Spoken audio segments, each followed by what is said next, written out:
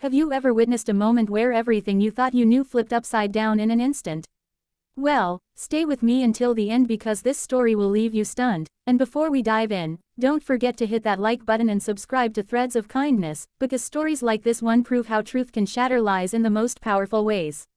The night was quiet in a small southern town when Monica Carter, a graceful black woman in her late 30s, was driving home from a late dinner with friends. She wore a simple navy dress, her hair pinned back neatly, and her calm demeanor reflected the discipline of someone who had faced far bigger challenges than traffic stops. Yet as the flashing red and blue lights lit up her rearview mirror, Monica already knew what was about to happen. It wasn't the first time she had been profiled. Two white officers, Officer Reynolds and Officer Clark, approached her vehicle with the heavy steps of men who believed they already had authority on their side. "License and registration," Reynolds barked, shining his flashlight straight into her eyes. Monica's steady hands passed him the documents, but Clark circled the car, tapping the trunk like he was checking for hidden guilt. "Where you coming from this late?" Reynolds asked, his tone sharp, like an accusation instead of a question. "Dinner with friends," Monica replied evenly, her voice calm, her eyes unflinching. But the officers weren't interested in answers, they were building a case. "Step out of the car," Clark ordered, placing his hand on his belt, too close to his holster. Monica hesitated, not out of fear, but because she already saw the script they were following. "Am I being detained?" she asked, her voice steady. The question, simple yet bold, seemed to ignite something in them. Within moments, they claimed suspicion of drugs, called for backup, and placed Monica in handcuffs beside her car under the harsh glow of the streetlight. She didn't resist, didn't argue. She knew better than anyone that silence was sometimes the sharpest weapon. What the officers didn't know was that Monica Carter was no ordinary woman. Behind her elegant smile and polite composure was a career built in the shadows of national security. Monica wasn't just a civilian, she was an undercover CIA agent with years of training in counterintelligence, interrogation, and covert operations. These officers had no idea they had just thrown chains on someone who could dismantle their entire narrative with one phone call. Yet Monica didn't reach for her badge, didn't reveal her truth. She wanted to see how far they would go. At the station, she was questioned for hours, accused of crimes that were fabricated on the spot. They claimed her calmness was suspicious, that her confidence made her dangerous. They thought they had cornered her, but every question they asked, every lie they scribbled in their reports, Monica memorized. She sat still, her mind working like a recorder, cataloging every word, every unlawful action. Because Monica wasn't just preparing to defend herself, she was preparing to expose them. The moment the paperwork was filed, the trap was no longer hers, it was theirs. They had handed her every tool she needed to bring their corruption to light. And what happened when her true identity was revealed later in court would shake the entire room to its core, leaving everyone speechless. This was no longer just about a wrongful arrest, it was about power, justice, and the dangerous assumptions people make when they think they're above the law. And trust me, you're not going to want to miss how this unfolds. So before we continue into the next chapter of this explosive story, make sure you hit that subscribe button to Threads of Kindness right now, because what comes next will leave your jaw on the floor. The next morning, sunlight poured through the narrow window of the holding cell where Monica sat on the cold bench, her back straight, her eyes unshaken.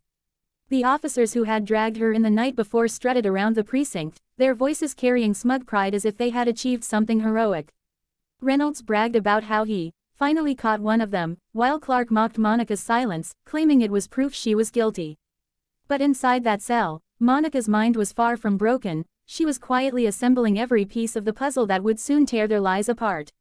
She thought about the years of training at Langley, the endless drills where agents were taught to endure pressure, stay calm under false accusations, and never let enemies see fear. She remembered her instructors saying, "Sometimes the most powerful weapon is not your gun or your badge, it's your silence until the right moment comes." That moment wasn't here yet, but Monica knew it was coming. Later that day, she was escorted into an interrogation room, a windowless square with a buzzing fluorescent light that flickered every few seconds. Reynolds sat across from her, slamming a thick file onto the metal table. Though Monica instantly recognized it as theater, the file was thin, filled with nothing more than blank forms and hastily scribbled lies. Clark leaned against the wall, arms folded, smirking like a predator waiting for weakness. "We know what you were doing last night," Reynolds said, pushing the file toward her. We got word you've been moving with the wrong crowd, dealing in substances that don't belong in this town. Monica raised an eyebrow, her expression one of amused disbelief. She could have ended it right there, flashed her CIA credentials, demanded her immediate release, but no, she let them spin their web tighter. Do you have proof? She asked calmly, her voice low, her eyes piercing. That question seemed to irritate Reynolds, who leaned closer and hissed, "We don't need proof when people like you always slip up." People like you. The words rang in the air like poison, dripping with prejudice. Monica's jaw tightened, but she didn't react. Instead, she let them dig deeper, their arrogance blinding them to the fact that every word was being recorded by the precinct cameras, footage she knew her contacts in the agency could pull when the time came. Hours passed, and finally, they grew tired of the game. "We're charging you," Clark declared, his voice filled with false triumph. Monica only nodded, her mind already 10 steps ahead. That evening, she was brought before a judge to set bail. The courtroom was small, filled with whispers of onlookers curious about the criminal who had been paraded in handcuffs. Monica walked in gracefully, her dress from last night still neatly pressed despite the ordeal, her chin lifted high, her composure unbroken. She noticed the officers grinning in the corner, convinced they had won. But when the judge asked Monica if she had legal representation, she simply said, "Yes, Your Honor. My attorney will arrive shortly." 10 minutes later, the heavy doors swung open and in walked a tall man in a crisp navy suit, Jonathan Hale, one of the CIA's top legal advisors. The shift in the room was immediate. The office's smirks faded, their laughter died. Jonathan gave Monica a small nod, the kind that said, "Hold steady, it's almost time." As he approached the bench, he whispered something to the judge, and suddenly the air thickened with tension. The judge adjusted his glasses, looked at Monica with newfound seriousness, and announced, "Bail is set at 0. Ms. Carter is free to go until further hearing." The officers protested loudly, shouting about the evidence they had, but Jonathan calmly requested that all reports, body cam footage, and station recordings be preserved for the upcoming trial. Monica walked out of that courtroom free, her head high, but she knew this was just the beginning. What had happened to her wasn't just personal, it was systemic. She was determined not just to clear her own name but to use this moment to expose the corruption festering inside those who wore a badge as a weapon. And though she had walked out quietly, the storm she was preparing to unleash would shake the walls of that very courtroom. The truth was loading, and when it exploded, no one, especially Reynolds and Clark, would be ready for it. The day of the trial arrived faster than anyone expected, and the small-town courthouse was packed with reporters, townspeople, and activists who had caught wind of the case. The headline in the local paper screamed about a black woman caught in drug suspicion, and the officers strutted into the courtroom as if they had already won, their uniforms ironed crisp, their eyes full of arrogance. Monica, however, walked in differently, calm, poised, and glowing with the quiet confidence of someone who knew the truth was her sharpest weapon. She wore a tailored black suit, her hair sleek, her face serene, her very presence commanding respect. Sitting beside her was Jonathan Hale, the CIA's legal bulldog, his briefcase filled with files that could dismantle the entire case in seconds. The judge called order, the jury settled, and the prosecution opened with venom. Reynolds took the stand, spinning a fabricated story about how Monica had been acting suspicious, how she refused to cooperate, and how they had reasonable grounds to detain her. Clark followed with even more lies, swearing they smelled substances in her car, that she resisted, that she was a danger to the community. The crowd shifted uneasily, some nodded in agreement, others frowned, sensing the prejudice beneath their words. But Monica sat still, her hands folded neatly on the table, her eyes never leaving the officers as they lied under oath. Finally, it was Jonathan's turn. He rose slowly, adjusting his tie, his voice calm but razor-sharp. "Ladies and gentlemen of the jury, today you will hear the difference between a fabricated story and undeniable truth.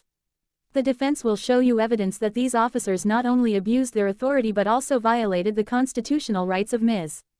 Carter in ways that will leave you questioning how safe justice truly is in this town." With a signal, he introduced the first piece of evidence, the precinct surveillance footage. The courtroom went silent as the video played on the large screen. The jury leaned forward, the audience froze. The footage showed Monica's calm demeanor, her clear question, "Am I being detained?" and the office's aggressive escalation without cause. It showed Clark's mocking gestures, Reynolds's threats, and the total absence of anything resembling contraband or suspicious behavior. The officers shifted uncomfortably in their seats, their faces pale as their own lies began to unravel in front of everyone. But Jonathan wasn't finished. He played the body cam footage next, where Reynolds's voice was caught saying, "We don't need proof when people like her always slip up." The courtroom gasped, a ripple of outrage spreading through the crowd. The phrase, "people like her," hung in the air like a thundercloud, exposing not just bias but intent. The judge banged his gavel for silence, but the damage was done. The jury's faces hardened, their eyes filled with disbelief and anger at the blatant injustice. Then, Jonathan delivered the final blow. He approached Monica and asked her calmly, "Ms. Carter, could you please state your profession for the record?" For the first time, Monica spoke, her voice steady and clear. "I am a field agent with the Central Intelligence Agency." Gasps erupted across the courtroom, the officer's jaws dropped, and even the judge's pen slipped from his hand. Monica continued, "For over a decade, I have served this country in intelligence operations overseas and domestically, protecting national security. I was profiled, arrested, and accused without evidence, simply because of how I look." What these officers didn't realize was that every move they made was not only unlawful, it was being recorded, and those recordings prove the truth. The silence that followed was deafening. The officers who had once looked so untouchable now sat frozen, their reputations crumbling in real time. The jury glanced at each other, their expressions fierce, as though justice itself had been woken from a long slumber. The judge called for a recess, his face tight with unease, knowing this case had just shifted from a small-town hearing to a national spectacle. Outside the courthouse, the press swarmed, shouting Monica's name, while across the country, news outlets began to broadcast the story of the CIA agent wrongfully arrested. The courtroom fire had been lit, and the truth was spreading like wildfire. What came next would not only decide Monica's fate but also determine whether corrupt power could survive in the face of undeniable truth. What began as a few small repair jobs slowly grew into something bigger than Daniel ever imagined. Within months, word of his reliability and kindness spread across the neighborhood. People didn't just hire him because he could fix things, they trusted him because he showed up on time, charged fairly, and treated every home like it was his own. Soon, he wasn't just the local handyman. He was becoming the go-to problem solver for families all around town. His weekends were fully booked, and eventually, he had to reduce his hours at the hardware store to keep up with the demand. For the first time since his wife's passing, Daniel could breathe a little easier. There was food in the fridge, Emily's clothes were new instead of secondhand, and the overdue bills that once haunted him were slowly disappearing one by one.